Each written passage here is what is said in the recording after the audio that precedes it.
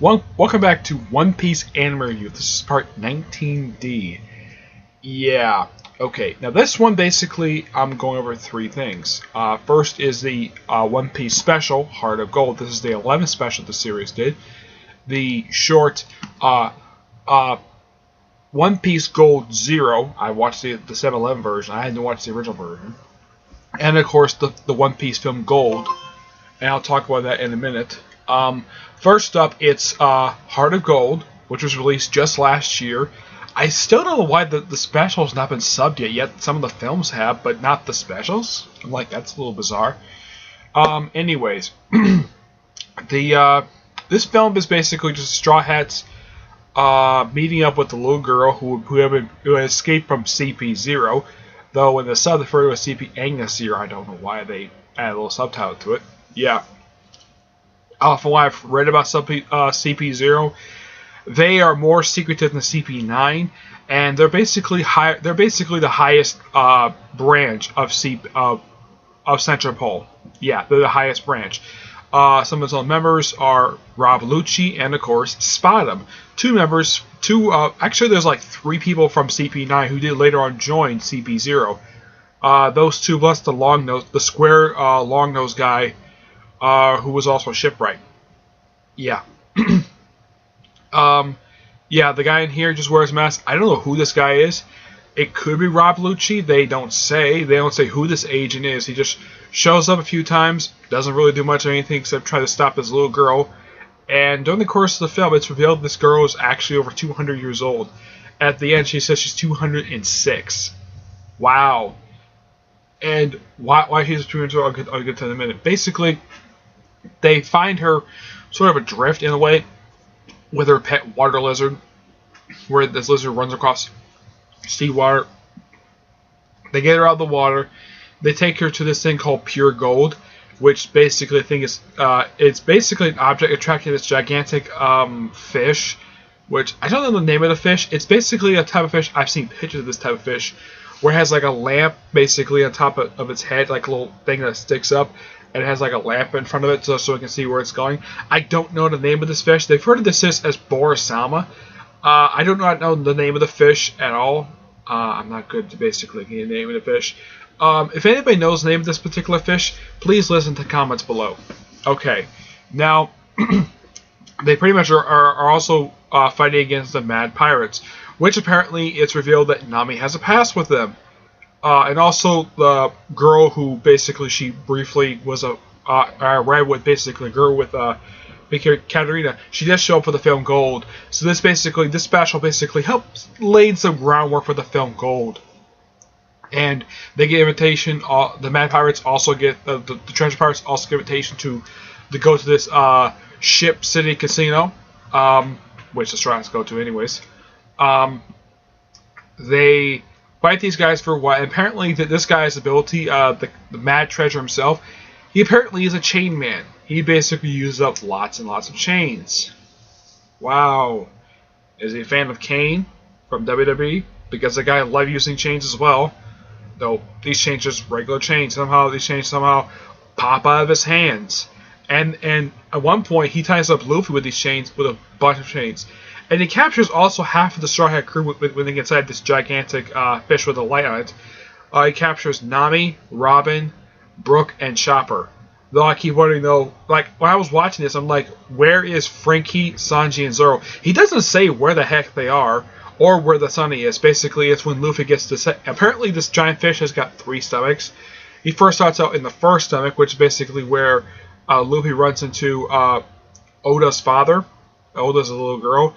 Runs into her father, who apparently had put on a bunch of weight over the course of 200 years, and basically his head is expanded. Yeah, it's like, blah. Yeah, I have no idea how that happened. But yeah, apparently all he did for 200 years while hiding he basically hid. He pretended he was a dinosaur, and he also ate lots and lots of meat.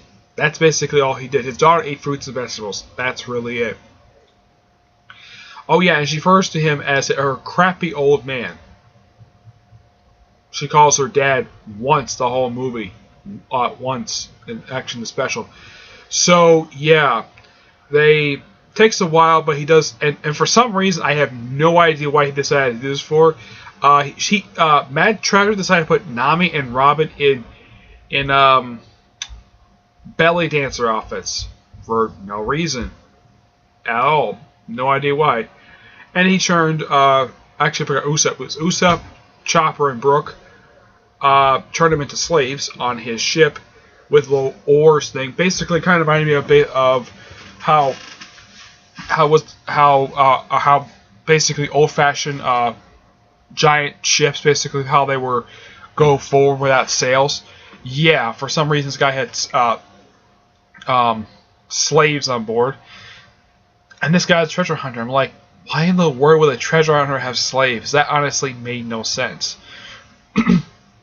Oh yeah, and this guy's top deck is covered with treasure, and the main villain of Gold is actually seen at the end of this, which kind of leads into the very film itself.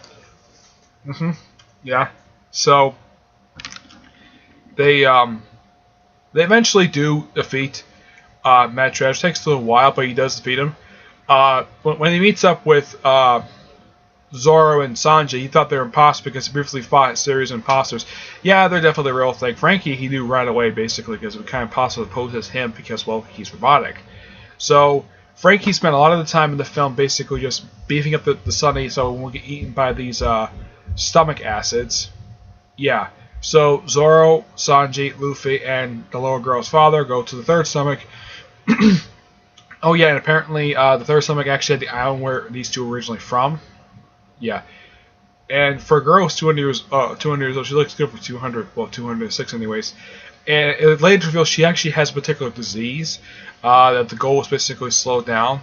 And apparently at that point in time there was no cure. And then they bring up exactly at the end what the disease was. It's called the Saplu Emperor disease, which he thought was incurable. And Chopper is like, no, it's actually not incurable. It's that there's actually a cure for it. And after a while, chasing her with a needle, he does inject her. She's cured, and she also mentions at the end that she's 206.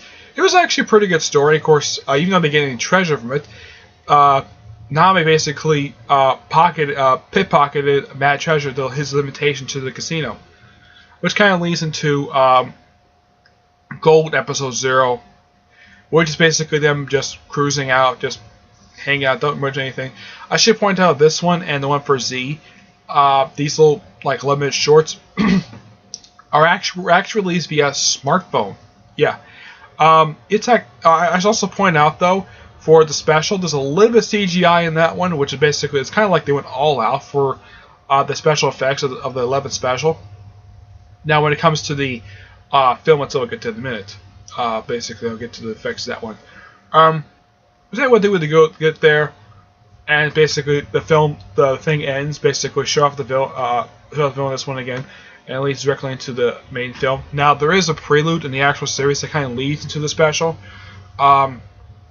That's Silvermine, which, by the way, one of the Gold main villain's henchmen, guy who can walk through walls, he does show up frequently during a Silvermine arc at the start of season 18. Excuse me. If you want to know my thoughts on that, check out part 17 on One Piece, which is basically about several videos back now. That's where I give you my thoughts on Silvermine. So, yeah, fun little story. Then comes the film Gold. I should point out this film is exactly 2 hours long, which means it's like 1 minute longer than Z. Yeah, which makes this film the longest film of all the films released so far. And this film was only released just last year. But the dub for this film was actually released this past January. Yep. So this film is actually very recent. Also, this is actually the first film that there's about 4 characters I can think of who actually make the first appearance in the films. Now, Akinaku, the current fleet admiral, he makes a brief cameo in the film for here's one scene. But it's also Rob Lucci, Spottum, Sabo, the girl who I think has a thing for him. I don't remember her name. Let's see. What is her name?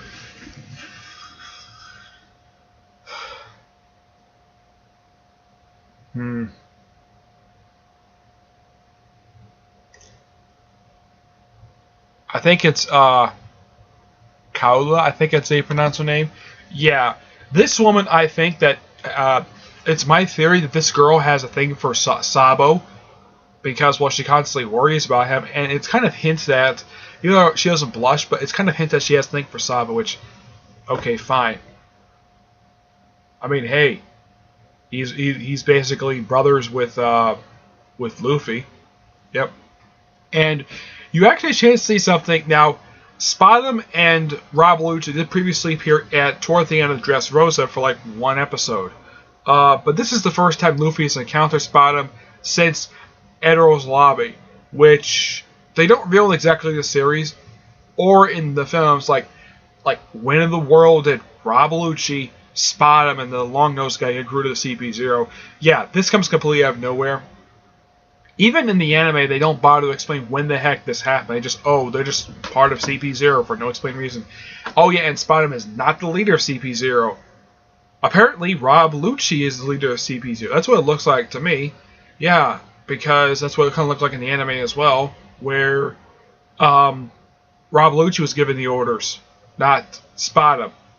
Oh, and he changed his letter from brown to white for some reason. Now, in the anime, they do give an explanation of why he wears it, because Frankie did that to him in the series.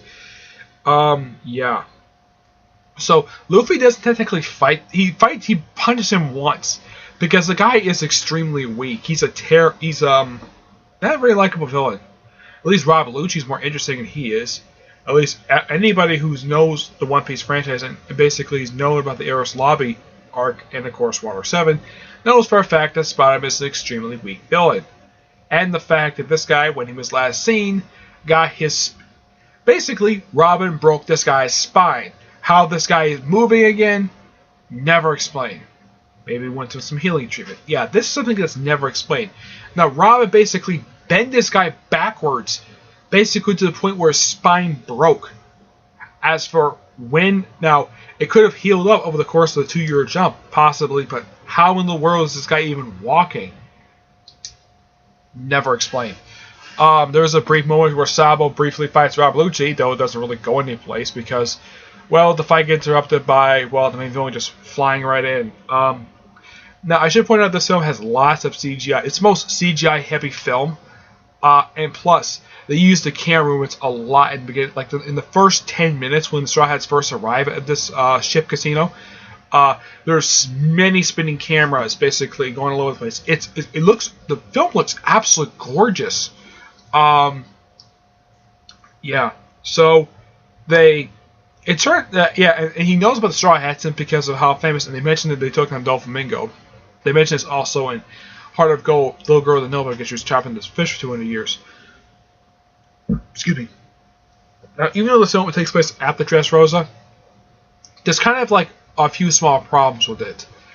One, I think this takes place much later on, this film, along with Heart of Gold. I think it takes place, I'd say probably after Whole Cake. It takes place probably sometime in the future. That's probably when this film takes place.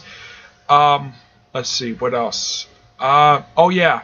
First film to ever use Gear 4. Yeah, it's the first film to do this. I kind of get why in Z he didn't do this because, well, they introduced the anime yet, so it would not make any sense to use in the film. Plus, the film came out 5 years ago. This film makes perfect sense for them to use Gear 4, and he uses it. Like, I keep wondering, okay, he knows Gear 4. Why he's taking so long to use it? Maybe they want the fight to last a bit longer. That's just my theory, anyways.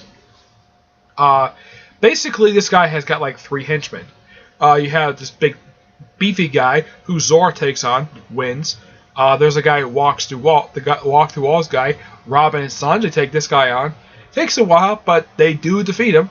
And of course, the lucky woman, basically, who also cheated Luffy out of money. Yeah, she gets defeated by Usopp, of all people. Yeah, she gets beat by Usopp by simply beating her in a game of...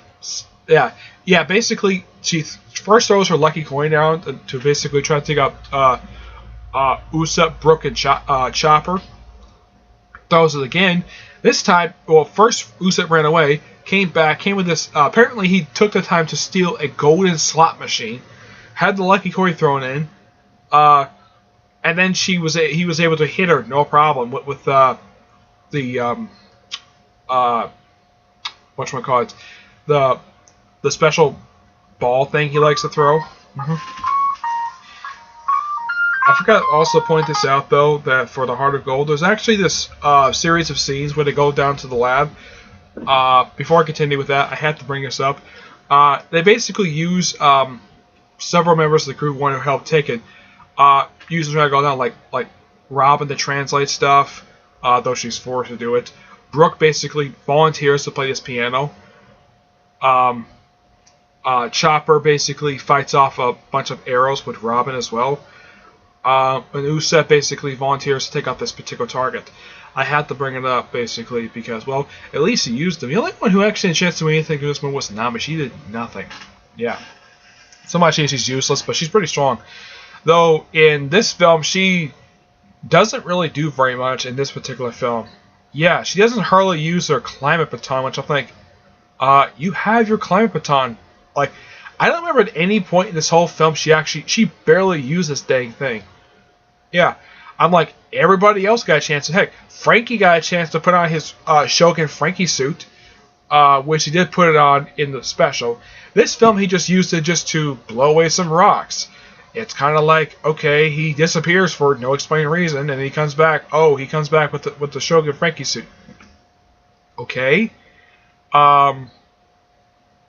Though Luffy gets a chance to save Nami and, of course, Katarina by using his rubber arms. Yep. Saves them being crushed by a gigantic golem. Now, prior to this fight, the whole city could not fight him despite the fact how evil this guy is. They couldn't fight him because they basically covered the whole city, all the citizens with gold. But Luffy was not included in this plan. So they decided to flood the city with seawater, wipe away all the gold, and it turns out that one of the guys they went when they first actually tried to fight him, he gets his arm trapped in gold. They get sent down and they meet up with a guy who actually is a hero of Frankie's, Max Rise, who also is a member of the Revolutionary Army. And of course, this particular scene when they first meet him, I'm like, why couldn't Luffy mention the fact that Revolutionary Army? Oh yeah, you must know my dad, Dragon. He couldn't bring it up. Nope. Oh, he does basically. He's seen later on, after the main villain is defeated. He's seen with Sabo. As for how he got there, somehow he got there. It's like certain minor things were never explained. Yeah, but I kind of like, why couldn't Luffy tell me that, yeah, since you remember Revolutionary, you must know my dad. Something like that, I don't know. Who knows? Like with the previous one, my problems with this film are very small and minor, but there's a couple of minor plot holes.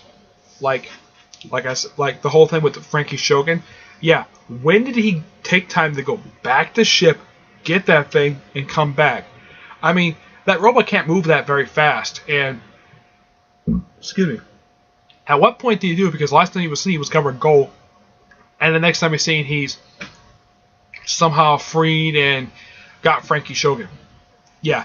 As for when this happened, that is never explained.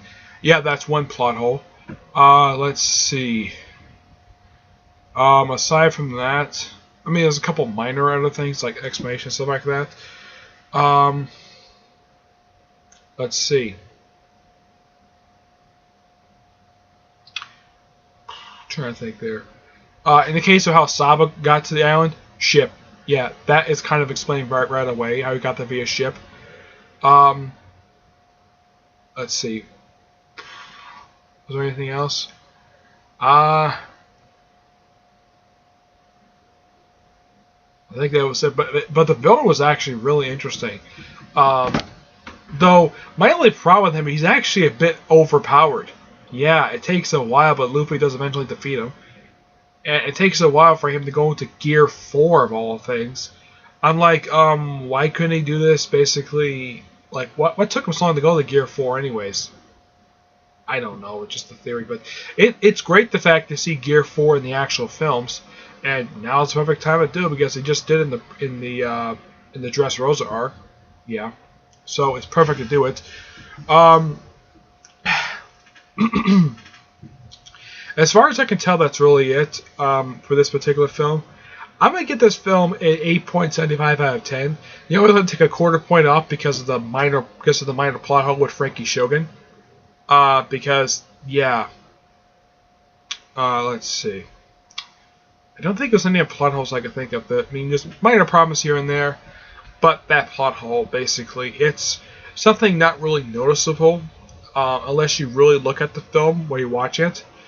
Unless you notice it. Otherwise, the film is really good. It's really exciting. It's got a great story, great special effects. A lot of the characters get you something. The only member of the crew who doesn't really do that much in this whole film is Nami. She doesn't do any fighting, surprisingly. Yeah, everyone else does fight, but not Nami for some reason. Nope.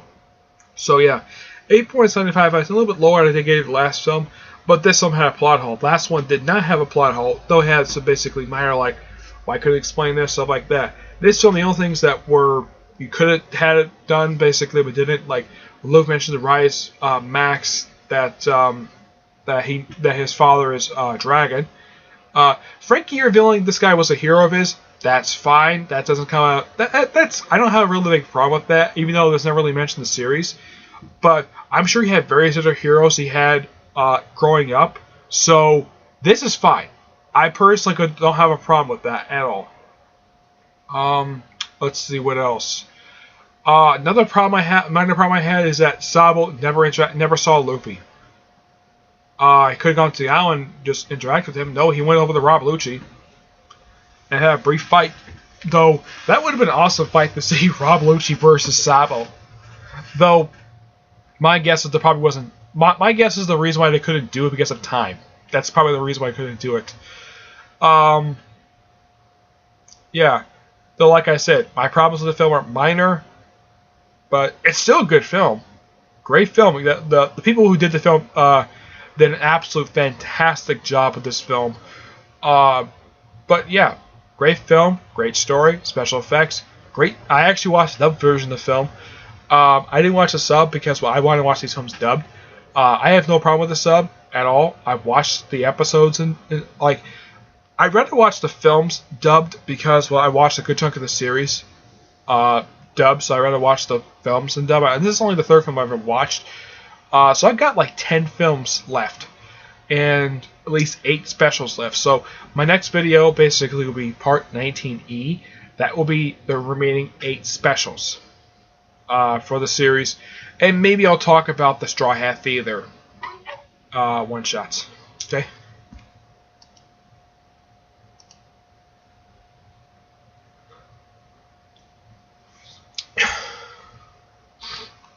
Otherwise, though, that's it.